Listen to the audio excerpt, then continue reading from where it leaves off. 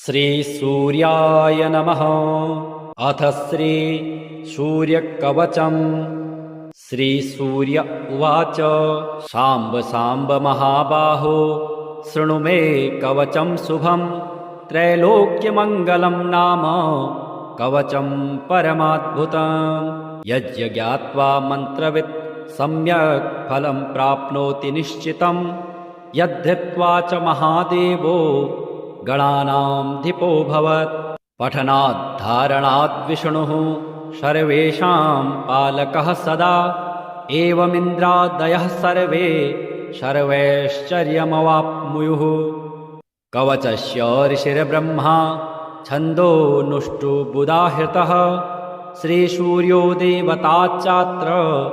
सर्वदेव नमस्कृतः। यश आरोग्यमोक्षेषु विनियोगः प्रकीर्तितः प्रणवो मे शिरः पातु घृणिर्मे पातु भालकम्। सूर्यो व्यान्नयन् द्वन्द्वमादित्यः करणयुग्मकम् अष्टाक्षरो महामन्त्रः सर्वाभीष्टफलप्रदः। ह्रीं बीजं मे मुखं पातु हृदयं भुवनेश्वरी चन्द्रबिम्बं विंशदाद्यं पातु मे गुह्यदेशकम्। अक्षरोषो महामन्त्रः सर्वतन्त्रेषु गोपितः शिवो वह्नि समायुक्तो वामाक्षी बिन्दुभूषितः। एकाक्षरो महामन्त्रः श्रीसूर्यस्य प्रकीर्तितः गुह्यात् गुह्यतरो मन्त्रो वाञ्छाचिन्तामणिः स्मृतः। शीर्षादिपादपर्यन्तं सदा पातु मनुत्तमः इति ते कथितं दिव्यं त्रिषु लोकेषु दुर्लभम्। श्रीपदं कान्तिदं नित्यं धनारोग्यविवर्धनं कुष्ठादिरोगशमनं महाव्याधिविनाशनं। त्रिसन्ध्यं यः पठेन्नित्यमरोगे बलवान् भवेत् बहुना किमिहोक्तेन यद्यन्मनसि वर्तते ततत्सर्वं भवेत्तस्य कवचस्य च धारणात्। भूतप्रेतपिशाचाश्च यक्षगन्धर्वराक्षसः ब्रह्मराक्षसवेताला न द्रष्टुमपि तं क्षमः दूरादेव पलायन्ते तस्य संकीर्तनादपि। भूर्जपत्रे समालिख्य रोचना गुरुकुङ्कुमः रविवारे च संक्रान्त्यां सप्तम्यां च विशेषतः धारयेत् साधकश्रेष्ठ श्रीसूर्यस्य प्रियो भवेत्। त्रिलोहमध्यगं कृत्वा धारयेत् दक्षिणे करे शिखायामथवा कण्ठे सोऽपि सूर्यो न संशयः इति ते कथितं साम्ब त्रैलोक्यमङ्गलाभिधम्। कवचं दुर्लभं लोके तव स्नेहात् प्रकाशितम् आज्ञात्वा कवचं दिव्यं यो जपेत् सूर्यमुत्तमम्। सिद्धिर्न जायतेस्तस्य कल्पकोटिशतैरपि ध्यानम् उदयाचलमागत्य वेदरूपमनामयं तुष्टावपरया भक्त्या वालखिल्यादिभिर्वृतं। देवासुरैः सदा वन्द्यं ग्रहैश्च परिवेष्टितं ध्यायन् स्तुवनं पठनं नाम यस्य सूर्यकवचं सदा। घृणिः पातु शिरोदेशं सूर्यः फालं च पातु मे आदित्यो लोचने पातु श्रुति पातु प्रभाकरः। घ्राणं पातु सदा भानुः अर्कः पातु मुखं तथा जिह्वां पातु जगन्नाथः कण्ठं पातु विभावसुः। स्कन्धौ गृहपतिः पातु भुजौ पातु प्रभाकरः अहस्करः पातु हस्तौ हृदयं पातु भानुमान्। मध्यं च पातु सप्ताश्वो नाभिं पातु नभो मणिः द्वादशात्मा कटिं पातु सविता पातु शिक्किणी। ऊरू पातु सुरश्रेष्ठो जानुनी पातु भास्करः जङ्घे पातु च मार्तण्डो गलं पातु त्विषां पतिः पादो वृध्नः सदा पातु मित्रोऽपि सकलं वपुः वेदत्रयात्मका स्वामिन् नारायण जगत्पते अयातयामं तं किञ्चित् वेदरूपः प्रभाकरः स्तोत्रेणानेन सन्तुष्टो वालखिल्यादिभिर्वृतः साक्षाद् वेदमयो देवो रथारूढः समागतः तं दृष्ट्वा सहसोत्थाय दण्डवत् प्रणमन् भुवि कृताञ्जले पुटो भूत्वा सूर्यस्याग्रे स्थितस्तदा वेदमूर्तिर्महाभागो ज्ञानदिष्टिर्विचार्य च ब्रह्मणा स्थापितं पूर्वं यातयाम विवर्जितम् सत्त्वप्रधानं शुक्लाख्यं वेदरूपमनामयं शब्दब्रह्ममयं वेदं शतकर्म ब्रह्मवाचकं मुनिमध्यापयामास प्रथमं सविता स्वयं तेन प्रथमदत्तेन वेदेन परमेश्वरः याज्ञवल्क्यो मुनिश्रेष्ठः कृतकृत्यो भवत्तदा ऋगादि सकलान् वेदान् ज्ञातवान् सूर्यसन्निधौ इदं प्रोक्तं महापुण्यं पवित्रं पापनाशनं यः पठेत् शृणुयात् वापि सर्वपापः प्रमुच्यते वेदार्थज्ञानसम्पन्नः सूर्यलोकमवाप्नुयात् श्रीसूर्य उवाच शाम्ब शाम्ब महाबाहो शृणु मे कवचं शुभं त्रैलोक्यमङ्गलं नाम कवचं परमाद्भुतम् यज्ञात्वा मन्त्रवित् सम्यक् फलं प्राप्नोति निश्चितं यद्धृत्वा च महादेवो गणानां धिपो भवत् पठनात् धारणात् विष्णुः सर्वेषां पालकः सदा एवमिन्द्रादयः सर्वे सर्वैश्चर्यमवाप्नुयुः कवचस्य ऋषिर्ब्रह्मा छन्दोनुष्टुबुधाहृतः श्रीसूर्यो देवताच्चात्र सर्वदेव नमस्कृतः यश आरोग्यमोक्षेषु विनियोगः प्रकीर्तितः प्रणवो मे शिरः पातु घृणिर्मे पातु भालकम् सूर्यो व्यान्नयन् द्वन्द्वमादित्यः करणयुग्मकम् अष्टाक्षरो महामन्त्रः सर्वाभीष्टफलप्रदः ह्रीं बीजं मे मुखं पातु हृदयं भुवनेश्वरी चन्द्रबिम्बं विंशदाद्यं पातु मे गुह्यदेशकम् अक्षरोषो महामन्त्रः सर्वतन्त्रेषु गोपितः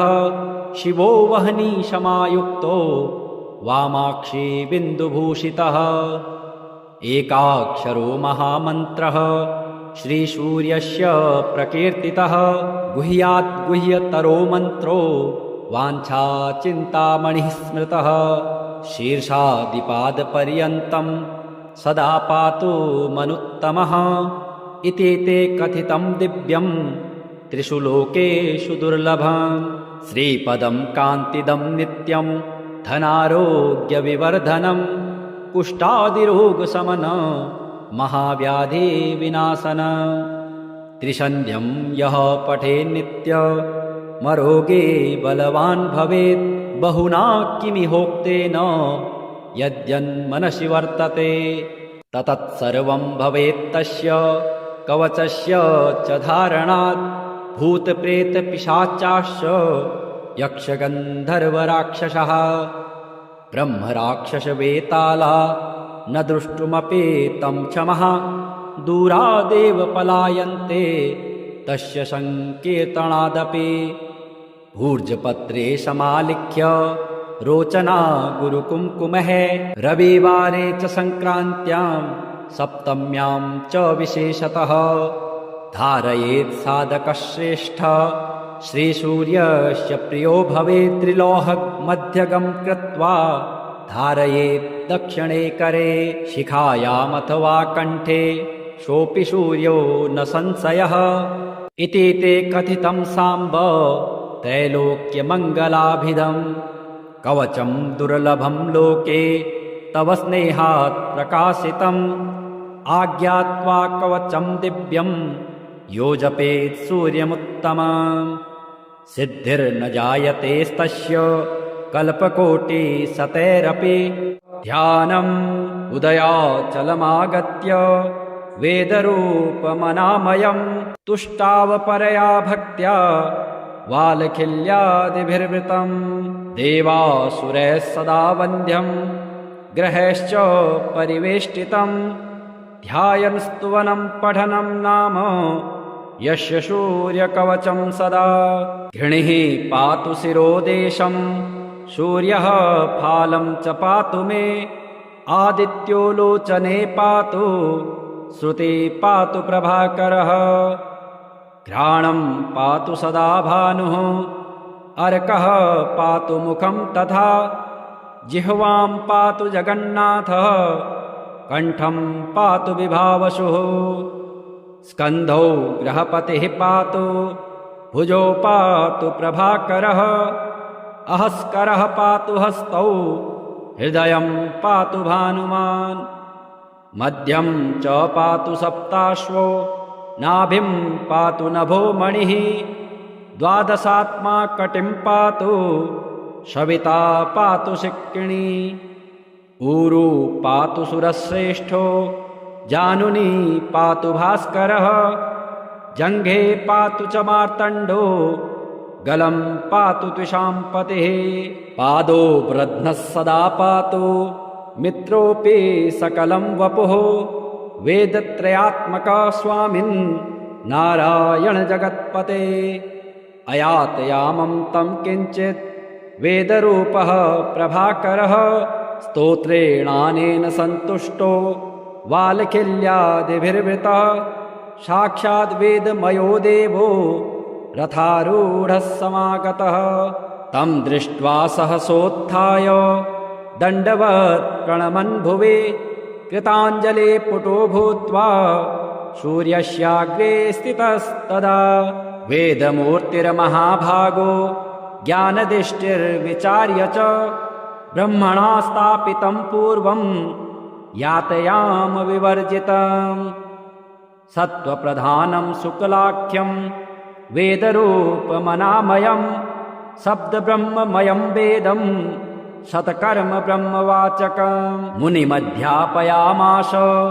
प्रथमं सविता स्वयं तेन प्रथमदत्तेन वेदेन परमेश्वरः याज्ञवल्क्यो मुनिश्रेष्ठः कृतकृत्यो भवत्तदा ऋगादि सकलान् वेदान् ज्ञातवान् सूर्यसन्निधौ इदं प्रोक्तं महापुण्यं पवित्रं पापनाशनं यः पठेत् शृणुयात् वापि सर्वपापैः प्रमुच्यते वेदार्थज्ञानसम्पन्नः सूर्यलोकमवाप्नुयात् श्रीसूर्य उवाच साम्ब साम्ब महाबाहो शृणु मे कवचं शुभं त्रैलोक्यमङ्गलं नाम कवचं परमाद्भुतम् यज्ञ ज्ञात्वा मन्त्रवित् सम्यक् फलं प्राप्नोति निश्चितं यद्धृत्वा च महादेवो गणानामधिपो भवत् पठनाद्धारणाद् विष्णुः सर्वेषां पालकः सदा एवमिन्द्रादयः सर्वे सर्वैश्चर्यमवाप्नुयुः कवचस्य ऋषिर्ब्रह्मा छन्दोनुष्टुबुधाहृतः श्रीसूर्यो देवताच्चात्र सर्वदेव नमस्कृतः यश आरोग्यमोक्षेषु विनियोगः प्रकीर्तितः प्रणवो मे शिरः पातु घृणिर्मे पातु भालकम् सूर्यो व्यान्नयन् द्वन्द्वमादित्यः करणयुग्मकम् अष्टाक्षरो महामन्त्रः सर्वाभीष्टफलप्रदः ह्रीं बीजं मे मुखं पातु हृदयं भुवनेश्वरी चन्द्रबिम्बं विंशदाद्यं पातु मे गुह्यदेशकम् अक्षरोषो महामन्त्रः सर्वतन्त्रेषु गोपितः शिवो वह्निशमायुक्तो वामाक्षी बिन्दुभूषितः एकाक्षरो महामन्त्रः श्रीसूर्यस्य प्रकीर्तितः गुह्यात् गुह्यतरो मन्त्रो वाञ्छाचिन्तामणिः स्मृतः शीर्षादिपादपर्यन्तं सदा पातु मनुत्तमः इति ते कथितं दिव्यं त्रिषु लोकेषु दुर्लभम् श्रीपदं कान्तिदं नित्यं धनारोग्यविवर्धनं कुष्ठादिरोगशमन महाव्याधिविनाशन त्रिसन्ध्यं यः पठेन्नित्यमरोगे बलवान् भवेत् बहुना किमिहोक्तेन यद्यन्मनसि वर्तते ततत्सर्वं भवेत्तस्य कवचस्य च धारणात् भूतप्रेतपिशाचाश्च यक्षगन्धर्वराक्षसः ब्रह्मराक्षसवेताला न द्रष्टुमपि तं क्षमः दूरादेव पलायन्ते तस्य संकीर्तनादपि भूर्जपत्रे समालिख्य रोचना गुरुकुङ्कुमः रविवारे च संक्रान्त्यां सप्तम्यां च विशेषतः धारयेत् साधकश्रेष्ठ श्रीसूर्यस्य प्रियो भवेत् त्रिलोहमध्यगं कृत्वा धारयेत् दक्षिणे करे शिखायामथवा कण्ठे सोऽपि सूर्यो न संशयः इति ते कथितं साम्ब त्रैलोक्यमङ्गलाभिधम् कवचं दुर्लभं लोके तव स्नेहात् प्रकाशितम् आज्ञात्वा कवचं दिव्यं यो जपेत् सूर्यमुत्तमम् सिद्धिर्न जायतेस्तस्य कल्पकोटिशतैरपि ध्यानम् उदयाचलमागत्य वेदरूपमनामयं तुष्टावपरया भक्त्या वालखिल्यादिभिर्वृतम् देवासुरैः सदा वन्द्यं ग्रहैश्च परिवेष्टितम् ध्यायन् स्तुवनं पठनं नाम यस्य सूर्यकवचं सदा घृणिः पातु शिरोदेशं सूर्यः फालं च पातु मे आदित्यो लोचने पातु श्रुति पातु प्रभाकरः घ्राणं पातु सदा भानुः अर्कः पातु मुखं तथा जिह्वां पातु जगन्नाथः कण्ठं पातु विभावसुः स्कन्धौ गृहपतिः पातु भुजौ पातु प्रभाकरः अहस्करः पातु हस्तौ हृदयं पातु भानुमान् मध्यं च पातु सप्ताश्वो नाभिं पातु नभो मणिः द्वादशात्मा कटिं पातु सविता पातु शिक्किणी ऊरू पातु सुरश्रेष्ठो जानुनी पातु भास्करः जङ्घे पातु च मार्तण्डो गलं पातु त्विषाम्पतिः पादो वृध्नः सदा पातु मित्रोऽपि सकलं वपुः वेदत्रयात्मका स्वामिन् नारायण जगत्पते अयातयामं तं किञ्चित् वेदरूपः प्रभाकरः स्तोत्रेणानेन सन्तुष्टो वालखिल्यादिभिर्वृतः साक्षाद् वेदमयो देवो रथारूढः समागतः तं दृष्ट्वा सहसोत्थाय दण्डवत् प्रणमन् भुवि कृताञ्जले पुटो भूत्वा सूर्यस्याग्रे स्थितस्तदा वेदमूर्तिर्महाभागो ज्ञानदृष्टिर्विचार्य च ब्रह्मणा स्थापितं पूर्वं यातयाम विवर्जितम् सत्त्वप्रधानं शुक्लाख्यं वेदरूपमनामयं शब्दब्रह्ममयं वेदं शतकर्म ब्रह्मवाचकं मुनिमध्यापयामास प्रथमं सविता स्वयं तेन प्रथमदत्तेन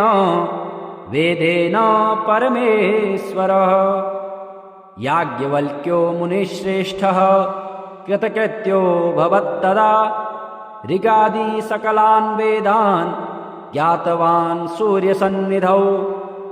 इदं प्रोक्तं महापुण्यं पवित्रं पापनाशनं यः पठेत् शृणुयात् वापि सर्वपापैः प्रमुच्यते वेदार्थज्ञानसम्पन्नः सूर्यलोकमवाप्नुयात्। श्रीसूर्य उवाच साम्ब साम्ब महाबाहो शृणु मे कवचं शुभं त्रैलोक्यमङ्गलं नाम कवचं परमाद्भुतम् यज्ञात्वा मन्त्रवित् सम्यक् फलं प्राप्नोति निश्चितं यद्धृत्वा च महादेवो गणानां धिपो भवत् पठनात् धारणात् विष्णुः सर्वेषां पालकः सदा एवमिन्द्रादयः सर्वे सर्वैश्चर्यमवाप्नुयुः कवचस्य ऋषिर्ब्रह्मा छन्दोनुष्टुबुधाहृतः श्रीसूर्यो देवता चात्र सर्वदेव नमस्कृतः यश आरोग्यमोक्षेषु विनियोगः प्रकीर्तितः प्रणवो मे शिरः पातु घृणिर्मे पातु भालकम् सूर्यो व्यान्नयन् द्वन्द्वमादित्यः करणयुग्मकम् अष्टाक्षरो महामन्त्रः सर्वाभीष्टफलप्रदः ह्रीं बीजं मे मुखं पातु हृदयं भुवनेश्वरी चन्द्रबिम्बं विंशदाद्यं पातु मे गुह्यदेशकम् अक्षरोषो महामन्त्रः सर्वतन्त्रेषु गोपितः शिवो वह्निशमायुक्तो वामाक्षी बिन्दुभूषितः एकाक्षरो महामन्त्रः श्रीसूर्यस्य प्रकीर्तितः गुह्यात् गुह्यतरो मन्त्रो वाञ्छाचिन्तामणिः स्मृतः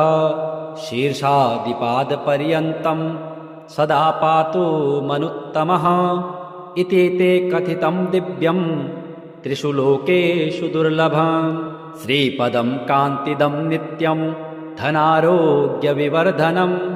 कुष्ठादिरोगशमन महाव्याधिविनाशन त्रिसन्ध्यं यः पठेन्नित्यमरोगे बलवान् भवेत् बहुना किमिहोक्तेन यद्यन्मनसि वर्तते ततत्सर्वं भवेत्तस्य कवचस्य च धारणात् भूतप्रेतपिशाचाश्च यक्षगन्धर्वराक्षसः ब्रह्मराक्षसवेताला न द्रष्टुमपि तं क्षमः दूरादेव पलायन्ते तस्य संकीर्तनादपि भूर्जपत्रे समालिख्य रोचना गुरुकुङ्कुमः रविवारे च संक्रान्त्यां सप्तम्यां च विशेषतः धारयेत् साधकश्रेष्ठ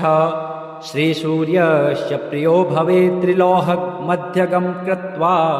धारयेत् दक्षिणे करे शिखायामथवा कण्ठे सोऽपि सूर्यो न संशयः इति ते कथितं साम्ब त्रैलोक्यमङ्गलाभिधम् कवचं दुर्लभं लोके तव स्नेहात् प्रकाशितम् आज्ञात्वा कवचं दिव्यं यो जपेत् सूर्यमुत्तमम् सिद्धिर्न जायतेस्तस्य कल्पकोटिशतैरपि ध्यानम् उदयाचलमागत्य वेदरूपमनामयम् तुष्टावपरया भक्त्या वालखिल्यादिभिर्वृतम्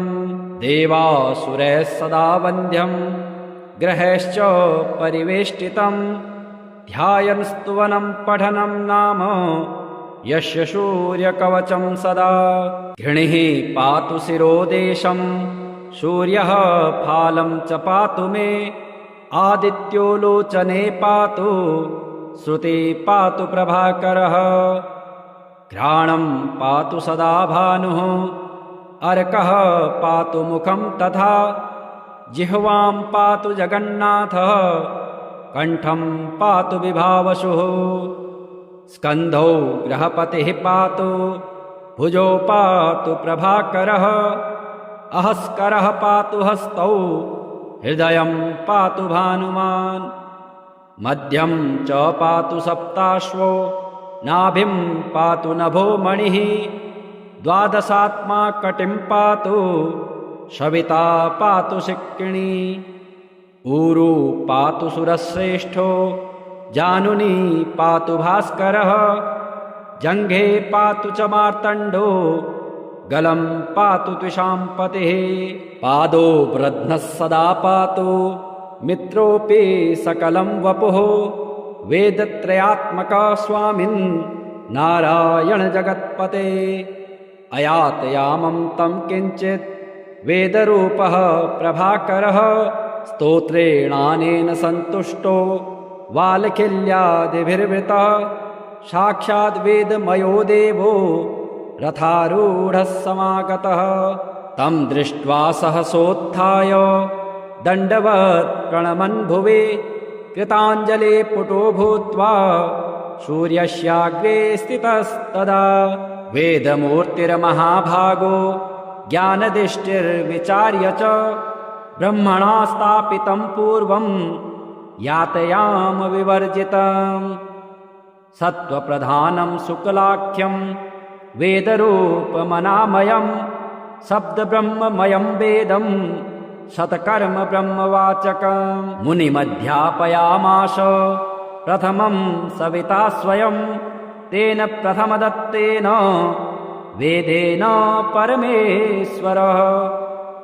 याज्ञवल्क्यो मुनिश्रेष्ठः कृतकृत्यो भवत्तदा ऋगादि सकलान् वेदान् ज्ञातवान् सूर्यसन्निधौ इदं प्रोक्तं महापुण्यं पवित्रं पापनाशनं यः पठेत् शृणुयात् वापि